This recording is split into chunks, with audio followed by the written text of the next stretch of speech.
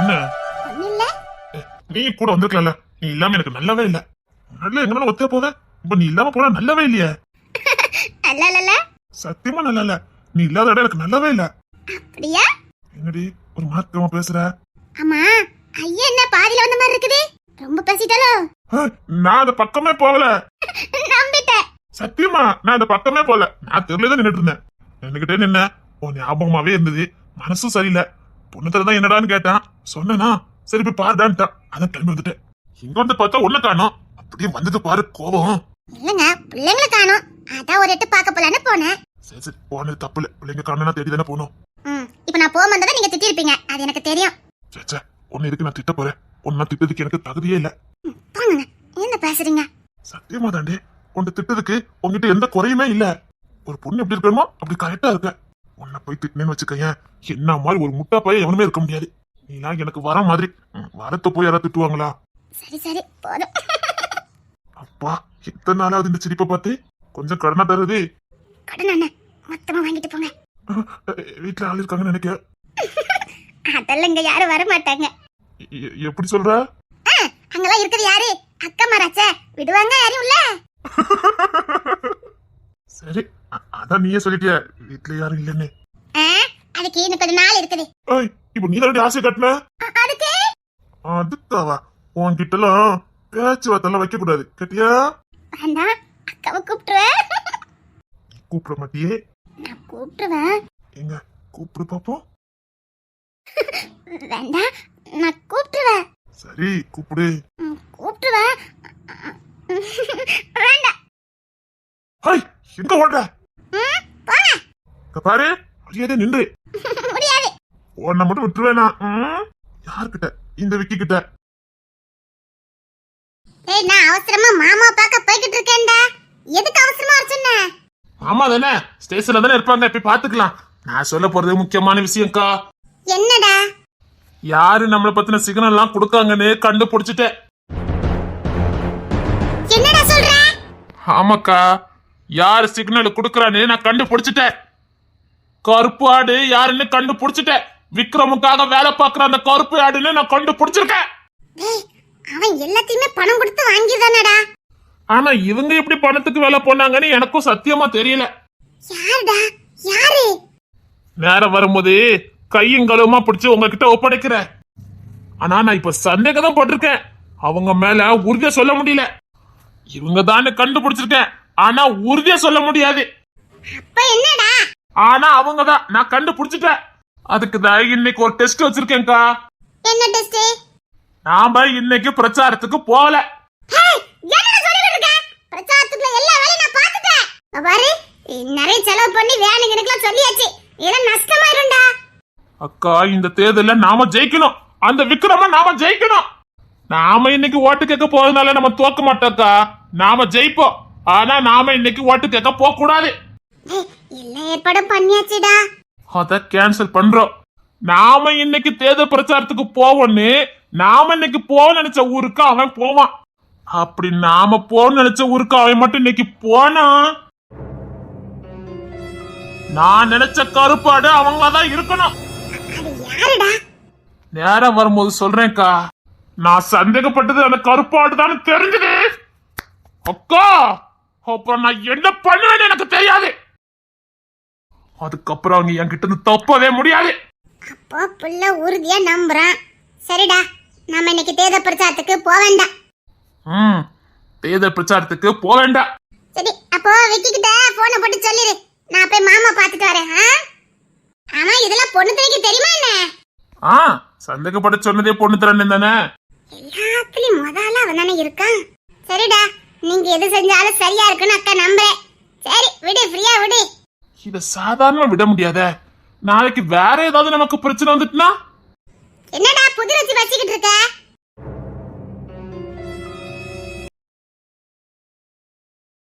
என் மேல உனக்கு கோவம் இருக்குதா? இல்லங்க, ஏன் இப்படி சொல்றீங்க? இல்ல, கல்யாணம் பண்றேன்னு கூட்டிட்டு வந்துட்டு என்ன இப்படியே வச்சிட்டு இருக்கனே. அதெல்லாம் ஒண்ணு இல்ல, சும்மா இருங்க. எனக்காக நீ உங்க அம்மா கிட்ட எல்லாம் பதில் சொல்லிட்டு இருக்க. நீங்க ஒண்ணு என்ன ஏமாத்திட்டு போலையா? இங்க பாருங்க, நீங்க காட்டுற பாசத்துக்கு முன்னாடி கல்யாணம் எல்லாம் ஒண்ணுமே இல்ல. நீங்க சும்மா இருங்க. எனக்கு இந்த பாசமும் அக்கறையும் போதும். கல்யாணம் நடக்கும் போது நடக்கும், எனக்கு நம்பிக்கை இருக்குது. எனக்கு என்னமோ புள்ளத்துல சீக்கிரம் கல்யாணம் பண்ணுவான்னு தோணுது. ஏதாச்சும் சொல்றீங்க? இல்ல, அவன் நடவடிக்கையை பார்த்துதான் சொல்றேன். ஆதிராவை தனக்கு சொந்தமாக்கிக்கணும்னு ரொம்ப ஆசைப்படுறான். எனக்கு தான் ரொம்ப கஷ்டமாவே இருக்கு. உன்னை பார்க்க கூட எனக்கு முடியல. நீங்க பாருங்க, அப்படி நினைச்சு என்ன பார்க்க வராம இருக்காதீங்க. நீங்க எப்போ வருவீங்கன்னு எனக்கு எவ்வளவு ஆசையா இருக்கும் தெரியுமா? இந்த முகத்தை பார்க்க மாட்டோமா, இந்த சட்டக்காரரை பார்க்க மாட்டோமான்னு தோணும். ஆனா நீங்க தான் வரதே இல்ல. கேட்ட குட்டோனாச்சு. போங்க. சரி சரி, இனி கட்டாயமா வரேன். உண்மைதானே சொல்றேன். உன் முகத்தை பார்க்க கூட எனக்கு தகுதி இல்லாத மாதிரி தோணுது. நீங்க பாருங்க, அப்புறம் நான் பேசவே மாட்டேன். நீங்க இப்படி பேசிட்டு இருந்தீங்கன்னா நீ மட்டும் பேசாம போயிடாதடி, செத்து போயிடுவேன். பார்க்கதான் முரட்டாளு, குழந்தை மாதிரி. உங்ககிட்ட பேசாம போனேன்னு வச்சுக்கோங்களேன், அப்போ நான் செத்து போயிருக்கேன்னு அர்த்தம். என்னடி பேசுற? எந்த சூழ்நிலையும் சரி, உங்ககிட்ட பேசாம என்னால இருக்கவே முடியாது. கல்யாணம் செஞ்சு நமக்கு குழந்தைங்கலாம் பிறந்து நமக்குள்ள சண்டை வந்தாலும் சரி, அடிச்சுட்டாலும் பேசுவேனே தவிர பேசாம இருக்க மாட்டேன். நீ பேசலன்னு வச்சுக்கோயேன், சத்தியமா நான் செத்தா போயிடுவேன். இங்க பாருங்க, இப்பெல்லாம் பேசாதீங்க. பாரு, நான் கொஞ்சம் புத்தி இல்லாதவன். ஏதாவது பண்ணாலும் மன்னிச்சிரு. நீங்க உங்க பாசத்துக்கு முன்னாடி ஒண்ணுமே இல்ல. உங்களுக்கு கோபமே வராதுன்னு எனக்கு தெரிஞ்சுட்டு. நிஜமா நான் கோவக்காரண்டி. நம்பிட்டேன். நான் நிஜமாவே கோவக்காரண்டி. பாருங்க, குழந்தை சொன்ன மாதிரி இருக்குது. அப்படியா? போதும். இப்படியே இருந்தா நல்லா இருக்கும்ல. ரொம்ப நல்லா இருக்கும். எவ்வளவு சந்தோஷமா இருக்கேன் தெரியுமா? எனக்கு இன்னும் வந்தவா, எனக்காக வந்தவா, எனக்காகவே வந்தவா, அது நீ மட்டும்தான். எனக்கும் அப்படிதான். நீங்க எனக்கானவரு. சத்தியமா சொல்றேன்டி, நான் ஏதோ ஒரு புண்ணியம் பண்ணிருக்கேன். இல்லன்னா இப்படி ஒருத்தி எனக்கா நம்பவே முடியல. போ பாரு, நீ எப்பவும் இதே மாதிரிதான் இருக்கணும், இதே குணத்தோட தான் இருக்கணும். எனக்கு இது ரொம்ப பிடிச்சிருக்கு. இந்த குணம் தான் எனக்கு உன்கிட்ட ரொம்ப ரொம்ப ரொம்ப பிடிச்சிருக்கு. நல்ல பணிவா, பாசமா, அக்கறையா. அப்போ பாப்பா, நான் சத்தியமா சொல்றேன்டி, நான் ஏதோ புண்ணியம் பண்ணிருக்கேன். சரிங்க, அப்பெல்லாம் ஒண்ணு இல்ல. நான் சாதாரணமா தான் இருக்கேன். இந்த தன்னடக்கம் இல்ல, நான் சாதாரணமா தான் இருக்கேன்னு சொன்ன பாரு இது. ஐயோ போங்க, அதையே சொல்லிட்டு இருக்காதீங்க. இப்பெல்லாம் எனக்கு எவ்வளவு சந்தோஷமா இருக்கும் தெரியுமா? வேலை பார்க்கும் போது சரி, எங்காவது போனாலும் சரி, எனக்குன்னு ஒரு குணவதி இருக்கா, எனக்கா காத்துக்கிட்டு இருக்கா அப்படின்னு நினைக்கும் போது அப்பப்பா அந்த சந்தோஷத்துக்கு அளவே இருக்காது. ஏதோ அப்படி ரெக்க கட்டி பறந்த மாதிரி இருக்கும். எனக்காக ஒருத்தி வீட்டுல காத்துட்டு இருக்கா நினைக்கும் போதே எவ்வளவு சந்தோஷமா இருக்கும் தெரியுமா? நீங்க சந்தோஷமா இருக்கேன்னு சொன்னீங்களே, அதுவே எனக்கு போதுங்க. நீங்க சந்தோஷமா இருக்கேன்னு சொன்ன வார்த்தை கேட்கும் போது எனக்கே எவ்வளவு சந்தோஷமா இருக்கு தெரியுமா? என் மேல அவ்வளவு பாச மாட்டேன் உனக்கு. அப்படி நான் எதுவுமே உனக்கு பண்ணலையே. எதுவும் பண்ணாதான் பாசம் வரனா? அதுக்கு பேர் பாசமே இல்ல.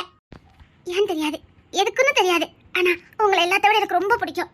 என் உலகம், என் உசிறு, என் எதிர்காலம் எல்லாமே நீங்க தான். நான் வாழ்ற வாழ்க்கை, இனி வாழ போற வாழ்க்கை, அது எல்லாம் உங்களுக்காக, உங்க கூட மட்டும்தான். ஆனந்தி, ஆனந்தி, எனக்கு உன் மடியில படுக்கும் போல இருக்கு. நான் எங்க அம்மா மடியில படுத்ததே இல்ல. என் மேல எந்த பொண்ணும் பாசமா இருந்தது இல்ல. பெண்கள் பாசமா எனக்கு என்னன்னு தெரியாது. நான் உன் பக்கத்துல இருக்கும் போது உன் சேலையில இருந்து வர வாசம் இதோ எங்க அம்மா மேல இருந்து வந்த மாதிரி ஒரு ஃபீல் இருக்குது எனக்கு. நான் இருக்கேங்க, எல்லாமே நான் இருப்பேன். சத்தியமா சொல்றேன், எனக்கு உன்னை ரொம்ப பிடிச்சிருக்கு. என் கூட கடைசி வரைக்கும் இருந்துட்டு என்ன தனியா மட்டும் விட்டுட்டு போயிடாத. நான் சொன்னேன், பார்க்கதான் மாட்டாளே குழந்தை மாதிரி. அது உண்மையாதான் இருக்கு. உங்களை விட்டு நான் எங்க போவேன்? மரணத்தை தவிர நம்ம ரெண்டுத்தையும் யாராலையும் பிரிக்க முடியாது. அப்படி எனக்கு மரணம் வந்தாலும் உங்களை கூட்டிட்டு தான் போகல தவிர அனாதைய விட்டுட்டுலாம் போக மாட்டேன். ஆனந்தி, இங்க பாருங்க, உங்களுக்கு எல்லாமே நான் இருப்பேன். இந்த உலகத்துல உங்க கூட யார் இருக்காங்களோ இல்லையோ, நான் இருப்பேன். நீங்க என்ன பண்ணாலும் உங்க கூட நான் இருப்பேன். இது ஒண்ணு சும்மா சொல்லல, என் உள்ளத்துல இருந்து சொல்றேன். நான் ஒண்ணும் பொய்யெல்லாம் சொல்ல மாட்டேன். உன்னை யார் பேசுறதுன்னு சொன்னா நீ இருப்ப. நான் கூட்டிட்டு வந்து இத்தனை நாள் ஆகுது. அது பாட்டுல என் பொண்டாட்டி மாதிரி வாழ்ந்துட்டு இருக்கிய, இதுல இருந்து தெரியல. பொண்டாட்டி மாதிரி இல்ல, பொண்டாட்டியா தான் வாழ்ந்துட்டு இருக்கேன். ஒரு வேணும் நினைக்கும் உங்களுக்கும் எனக்கும் கல்யாணம் ஆகலன்னு. ஆனா நான் அப்படி நினைக்கல. நான் உங்க பர்சனாக பார்த்துட்டு இருக்கேன். உனக்கு சொந்தமடி வேதனைகள், எனக்கு சொந்தமடி அலை கடலை கடந்த பின்னே நுரைகள் மட்டும் கரைக்கே சொந்தமடி. கண் பேசும் வார்த்தைகள் புரிவதில்லை, காத்திருந்தால் பெண் கனிவதில்லை. ஒரு முகம் மறைய மறுமுகம் தெரிய கண்ணாடி இதயமில்லை, கடல் கை மூடி மறைவதில்லை. உன் பாதம் போகும் பாத நானும் போக வந்தேனே, உன் மேல ஆசைப்பட்டு பார்த்து காத்து நின்னேனே. உன் முகம் பார்த்து நிம்மதியாச்சு, என் மனம் தானா பாடிடலாச்சு. என்னோட பாட்டு சத்தம் தேடும் ஒன்ன பின்னால பாடம் போறேன் தன்னால.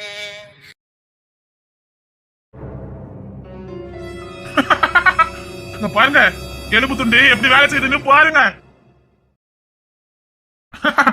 வாங்க வாங்க டிஎஸ்பி ரோகிணி. இப்ப டிஎஸ்பி ரோகிணி இல்ல, விக்ரமுக்கு வேவு பாக்குற டிஎஸ்பி ரோகிணி. அவன் சும்மா சும்மா சொல்லிட்டு நடக்காம, அதெல்லாம் ஒண்ணு இல்ல. உன் வேலையில நீ கவனமா இரு. உங்க அப்பா உசுர காப்பாத்திருக்கோம், மறந்துடாத. இன்னைக்கு உன்னை பெத்தவா பூவோடும் பொட்டோடு இருக்கானா, நான் உனக்கு போட்டா பிச்சை, புரியுதா? இந்த பாதம் மட்டும் என்னைக்காவது மாறிச்சுதே, கடைசி வரைக்கும் நான் சொன்ன வேலை செய்யணும். அதுக்கான மாமூலே கரெக்டா வரும், புரியுதா? இன்னைக்கு கோவிந்தபுரிக்கு பிரச்சாரத்துக்கு போறாங்க. அவங்க குடும்பமா எல்லாரும் சேர்ந்துதான் போறாங்க.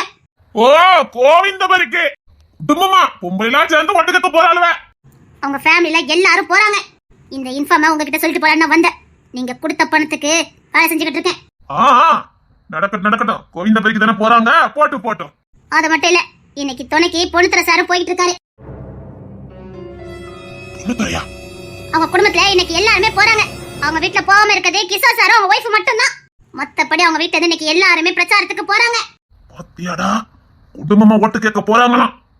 நாம என்னன்னா நம்ம 2 பேருமே ஓட்ட கேட்டுக்கிட்டு இருக்கோம். அதான் ஊரு முழுக்க கந்து வெட்டிக்கு பணத்தை கொடுத்து போட்டுருக்கோமே.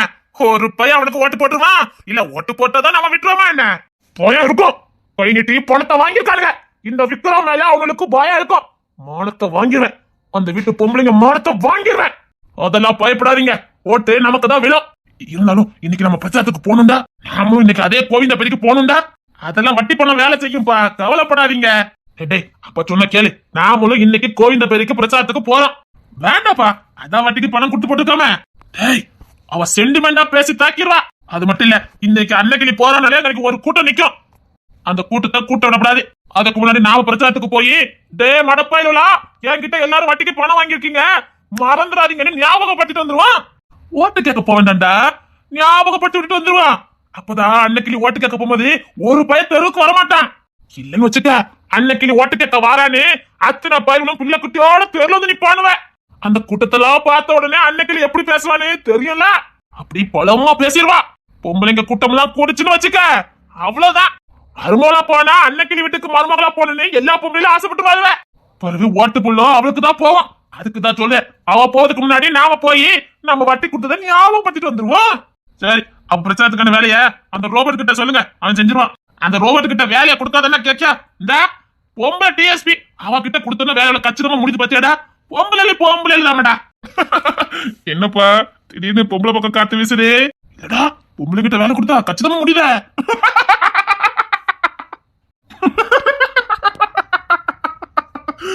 நீ அந்த ரோபோட் காரங்கிட்ட வேலையை கொடுக்க, ஒரு வேலை ஒழுங்கா முடிக்கானா பாரு, கண்ணும் கருத்துமா வேலை பாக்குறா.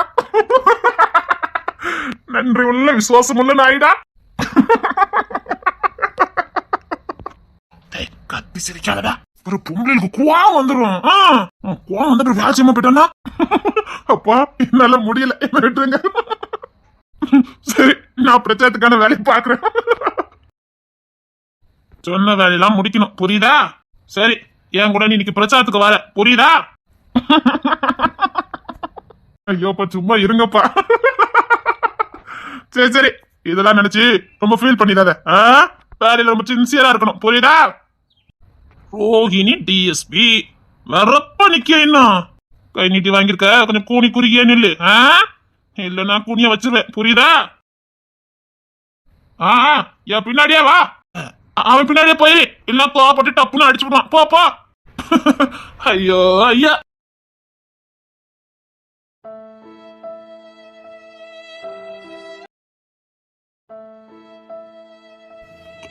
பாவக்காவிக்கு ஆனந்தியம் உண்மையான காதல் இல்ல? இதுதான் உண்மையான காதல். ஒருத்தருக்கு ஒருத்தர் எவ்வளவு அழகா விட்டு கொடுத்து அனுநியமா இருக்காங்க. நான் பார்த்ததிலே பெஸ்ட் காதல். ஆமாங்க, 2 பேருமே நல்ல குணம். 2 பேரும் நல்லா இருக்கணும். இவங்களுக்கு எப்படியா சீக்கிரம் கல்யாணம் பண்ணி வைக்கணும். இவங்களை பிரிச்சு வச்சிடக்கூடாது. இன்னைக்கு அன்னைக்கு எத்திட்ட பேசுவேன். சரி, நீங்களும் அன்னைக்கு எத்திட்ட பேசுங்க. நான் எங்க பேசணும்னு எனக்கு தெரியும். என் விக்கிக்கு இவ எல்லாமா இருப்பா. தாய்க்கு தாயா, மனைவிக்கு மனைவியா இவ நிச்சயமா இருப்பா. இந்த பொண்ணு ரொம்ப நல்ல பொண்ணு, ரொம்ப நல்லா இருக்கணும். வா, உன்கிட்ட கொஞ்சம் பேசணும். சரிங்க. நீ ரொம்ப நல்லா இருக்கணும்டா, நல்லா இருக்கணும். உன மனசார வாழ்த்தேன்டா. நீ 16 பெற்று பெருவாழ வாழணும்டா. ஆனந்தி, உண்மையிலே நீ குணவதிதான். உன் குணத்துக்கு ஏத்த மாதிரி நீ நல்லா வாழணும்டி. பாசத்துல வாழ்றான் பாரு, அதுக்கெல்லாம் காரணம் நீதான். உண்மையிலே நீ குணவதிதான். இவங்க ரெண்டு சேர்ந்து வாழ்ந்தா நல்லா இருக்கும்லாங்க. இவங்க ரெண்டு சீக்கிரம் சேர்ந்து வாழணும். ஆமாங்க. சரி, அவங்க டிஸ்டர்ப் பண்ண வேண்டாம், வாங்க. அவங்க சாப்பிட தானே கூப்பிட வந்தா. இப்போ அவனுக்கு பசி இருக்காது. இப்போ அவன் மனசுக்கு அவ தாயா இருக்கா. இந்த விதத்துல நானும் ஒரு அதிர்ஷ்டக்காரன் தெரியுமா? கால் போன போக்குல போய்கிட்டு இருந்தேன். என்ன இவ்வளவு அழகான வாழ்க்கை வாழ வச்ச பாரு. நீயும் கிட்டத்தட்ட ஆனந்தி மாதிரிதான். ஆனந்தி தான் உன்ன மாதிரி கொன்னவதிகள். இன்னைக்கு நான் கௌரவமா சந்தோஷமா 2 பிள்ளைங்களுக்கு தகப்பனா இவ்வளவு சந்தோஷமான வாழ்க்கை வாழ்றேனா அது எல்லாம் ஒன்னாலதான். நீங்க மட்டும் என்ன குணத்துல குறைஞ்சவரா? என் வாழ்க்கை எப்படின்னு எனக்கு தெரியாதே. எனக்கு வாழ்க்கை கொடுத்து என்னை இது வரைக்கும் நல்லா பார்த்துட்டு இருக்கீங்களே. சே, நீ தான் எனக்கு வாழ்க்கை கொடுத்த, நான் இல்ல. நீங்க தான் எனக்கு வாழ்க்கை கொடுத்தீங்க, எனக்கு தெரியும். சரி இங்க பாரு, நீ அழுத என்னால தாங்க முடியாது. பாப்போலாம்.